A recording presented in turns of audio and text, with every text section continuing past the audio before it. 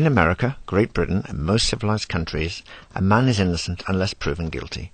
In the case of Chris Benoit, he's been accused of a double murder-suicide without any clear evidence whatsoever. If evidence exists, it has not been brought before the public. No accountability of the police's decision has ever been reached. Ballard, the DA, and Lieutenant Pope have come out and made statements. Some of them have been accurate, some have been inaccurate, and they fail to answer so many questions. Let's look at some of these main points now. We now know that 9 SMSs were sent. 4 from Benoit's phone, 5 from Nancy's phone. This is a fact. Who sent them? We still don't know. We assume that Benoit sent them, but did he? He didn't have to send them just because they came from his phone. Nancy certainly didn't send them because they were sent after she died. Who sent these messages? Were they cries for help? Or were they sent by somebody who had infiltrated into the house? We still don't know. Next, we have selective evidence or incompetence. The DA, Ballard, says that he saw needle marks from pictures that had been taken at the crime scene. But he said he'd not seen the Bibles next to the bodies. Were pictures taken of these Bibles next to the bodies? It's expected that photographs are taken of the whole crime scene. It seems they were taken of selected parts of the crime scene. Next are 2 extracts from independent interviews. One of an ex-LAPD detective and the other of an ex-prosecutor.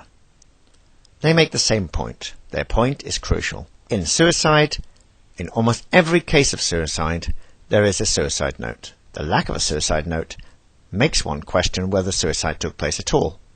The ex-LAPD detective also points out that the speed with which the detectives come out with the guilty verdict suggests that there must have been evidence which we haven't seen.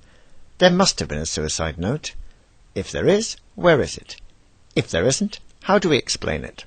I haven't heard of, and maybe I'm incorrect, but I haven't heard of a suicide note or somebody that can say, he actually talked to me, that was his voice, and he said he killed his wife and son. So far, I would be very suspicious that we don't have another party involved in this crime, and I'm not sure Chris Benoit even committed suicide. I would need, as an investigator, something in his own hand that I could absolutely compare, or something in his own voice, that a voice print could actually be established, because absent of that, an instant messaging or an email could have been written by anybody.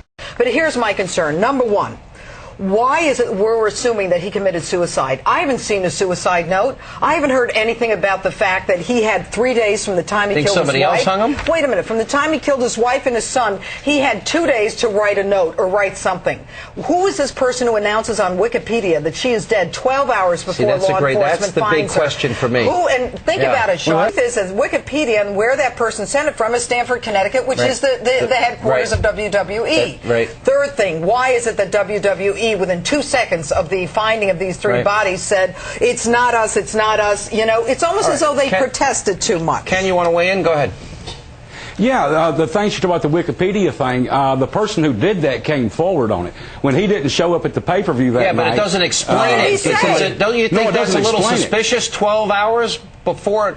You know, but if you'll let me finish, what came out on the thing was the guy was on a message chat board. They said, "Hey, Benoit didn't happen," and the guy, just being a smart aleck, went on and he happened to say something, just stirring the pot, and it turned out to be right. How many people say something to stir the pot that a woman is dead when in truth she is? I don't believe in coincidences. Unless if you said she was sick, if you said she was sick and she didn't, and he didn't show up because she was sick, that's one thing. But to say that she's dead and to be right is too coincidental. Let me, Kimberly, your thoughts on that. That is beyond suspicious for anybody. I think it's very suspicious in his own hand. Janine, you think he did not commit suicide? I don't know. I haven't heard any proof that he did. And I also wonder... But do you think he did? I don't know. I don't know enough evidence. But if there is a suicide, trust me, you know that there's a note. You think there was another party involved in these murders? I think that what happened here was that everybody's trying to defend themselves. And when they said that little boy had Fragile X when he didn't have Fragile X, they were trying to blame this on everybody and to push the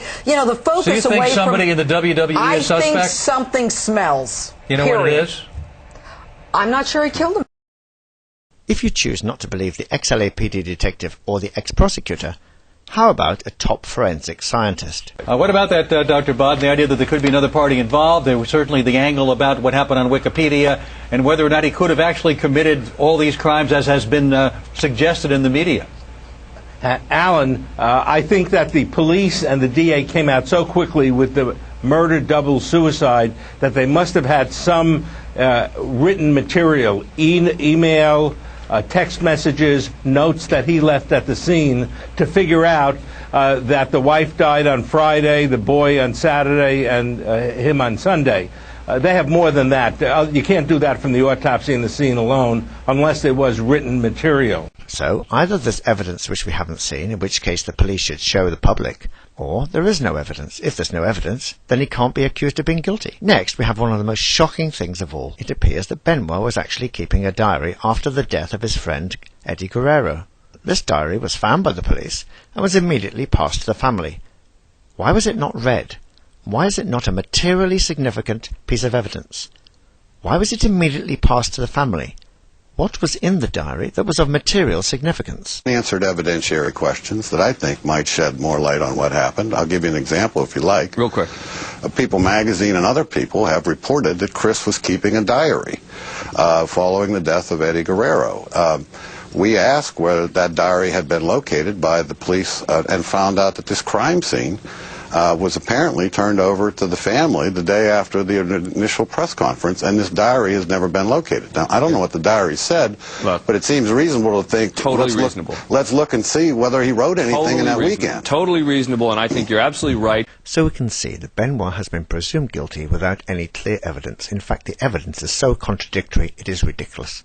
So let's end with looking at the beginning, when Pope and Ballard ran out very quickly after a few hours investigating and made a judgment that it was a double murder-suicide. How accurate were they at the very beginning?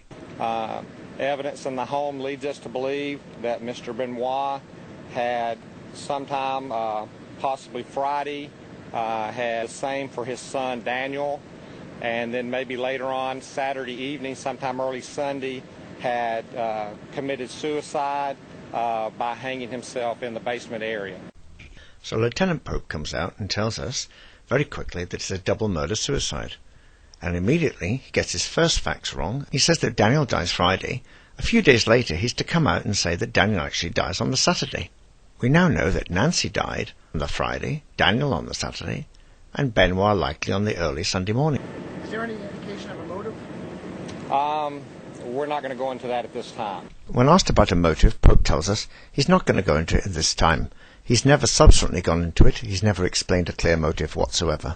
He had text messaged a co-worker, and that co-worker received that message several hours after he originally texted. We'll not go into the contents of that. So a few hours after entering the house, Lieutenant Pope has come out and has answered questions. His answers are not always accurate.